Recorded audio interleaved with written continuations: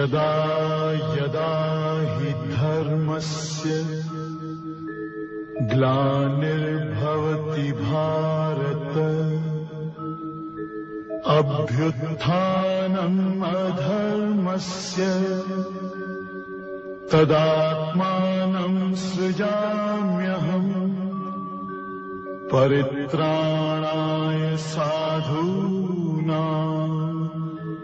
विनाशाय च दुष्कृतां धर्म संस्थापनार्थाय संभवामि युगे युगे। નમસ્કાર મિત્રો, આપ સૌનું હાર્દિક સ્વાગત છે.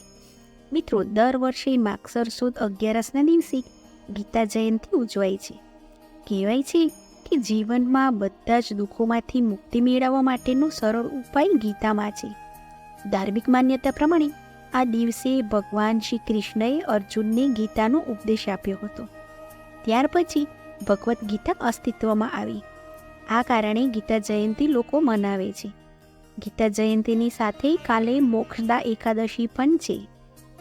ગીતા ભગવાન શ્રી કૃષ્ણના ઉપદેશોનું વર્ણન કરે છે.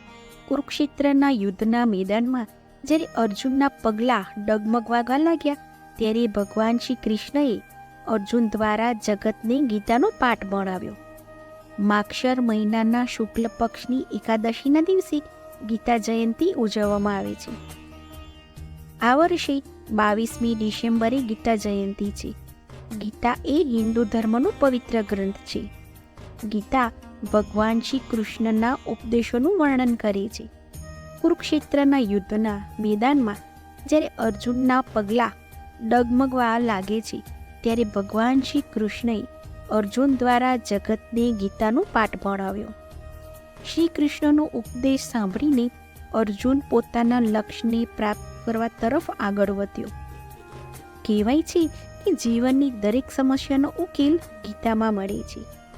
ગીતામાં કહેલા શ્રી કૃષ્ણના શબ્દો આજે પણ આપણને જીવનમાં આગળ વધવાની પ્રેરણા આપે છે.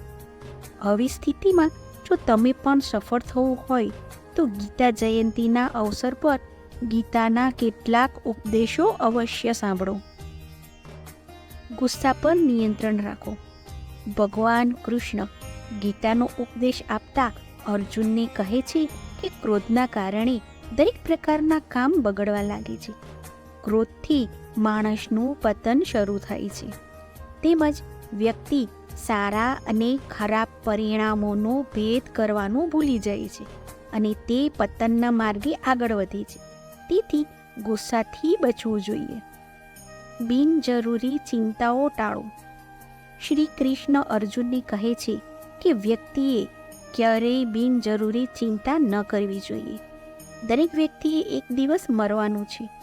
આત્મા ન તો જન્મે છે અને ન મૃત્યુ પામે છે. આત્મા અમર છે.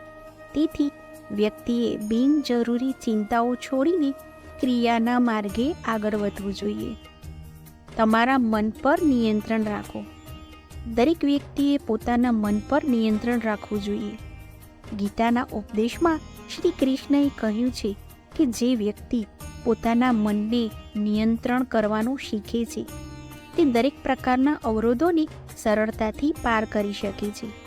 તેથી વ્યક્તિએ હંમેશા પોતાના મન પર નિયંત્રણ રાખવું જોઈએ. પરિણામોની ઈચ્છા છોડી દો અને ક્રિયા પર ધ્યાન કેન્દ્રિત કરો. શ્રી કૃષ્ણ કહે છે કે માણસે પરિણામની ઈચ્છા છોડીને પોતાના કામ પર ધ્યાન કેન્દ્રિત કરવું જોઈએ.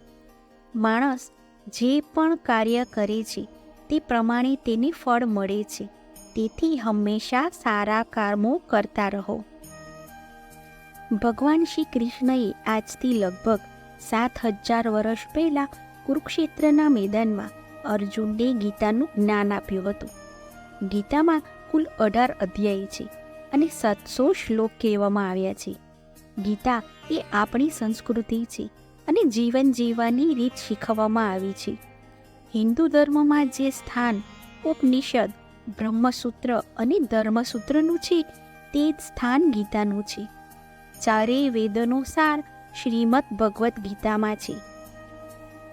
5159 વર્ષ પહેલાં ગીતાની ઉત્પત્તિ થઈ હતી અને ત્યારથી હિન્દુ લોકોએ ભગવદ્ ગીતાને ધાર્મિક ગ્રંથના રૂપમાં સ્વીકાર કર્યો હતો.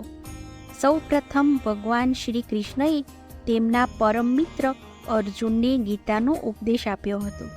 શ્રીમદ ભગવદ્ ગીતામાં 18 અધ્યાય અને 700 શ્લોક છે, જેમાં માનવ જીવનના દરેક વિષયમાં વિસ્તારથી સમજાવવામાં આવ્યું છે. કહેવાય છે કે ભગવદ્ ગીતાના દરેક શ્લોક માનવ જીવન માટે રસ્તો બતાવનારા છે. મહાત્મા ગાંધીજી કહેતા હતા કે જ્યારે હું કોઈ પણ ધર્મ સંકટમાં હોઉં ત્યારે માત્ર ગીતા ગ્રંથનો જ સહારો લઉં છું. ગાંધીજીએ જણાવ્યું હતું કે આત્માર્થીને આત્મદર્શન કરવાનો એક અદ્વિતીય ઉપાય બતાવવાનો ગીતાનો આશય છે. જે વસ્તુ હિન્દુ ધર્મ ગ્રંથોમાં છૂટી છવાઈ જોવામાં આવે છે, તેની ગીતાએ અનેક રૂપે અને અનેક શબ્દોમાં વહોરીને પણ સારી રીતે સ્થાપિત કરી છે. ગીતા જયંતિના દિવસે સપરિવાર સાથે ભેગા મળી અને ગીતા ગ્રંથનું પૂજન કરી અને ગીતાનું મહાત્મ્ય અને ઓછામાં ઓછો એક અધ્યાયનો પાઠ કરવો જોઈએ. આજે મોબાઈલની દુનિયામાં જીવનમાં ગ્રંથોનું મૂલ્ય બહુ ઓછું થતું જાય છે અને ગીતા એટલે આપણો શ્રેષ્ઠ અને પવિત્ર ગ્રંથ. તો આ ગીતા જયંતિના દિવસે સંકલ્પ કરીએ કે અમે સપરિવાર બાળકો સાથે ગીતા ગ્રંથનું પૂજન કરીશું અને તેનું પઠન પણ કરીશું અને બાળકોને પણ તેના વિશે માહિતી આપીશું. તો મિત્રો, મને આશા છે કે આપને આ વિડીયો પસંદ આવ્યો હશે. જો પસંદ આવ્યો હોય તો વિડીયોને લાઈક કરી વધુમાં વધુ શેર કરજો.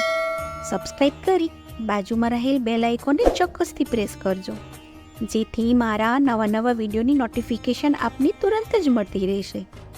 મને સાંભળવા બદલ ધન્યવાદ.